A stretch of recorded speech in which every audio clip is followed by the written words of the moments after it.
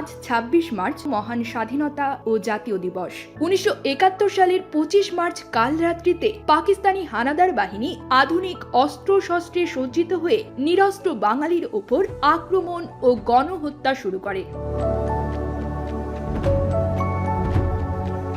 ১৯৭১ সালের এই দিনে হাজার বছরের পরাধীনতার শৃঙ্খল ভেঙে বাঙালি নতুন একটি জাতি রাষ্ট্র প্রতিষ্ঠার যুদ্ধ করে। হানাদার পাকিস্তানি সেনাবাহিনীর বিরুদ্ধে সশস্ত্র লড়াই শুরু করে এই দেশের মুক্তিকামী জনতা। ৯ মাসের রক্তক্ষয়ী সেই যুদ্ধ শেষে পৃথিবীর মানচিত্রে যোগ হয় এক নাম, বাংলাদেশ।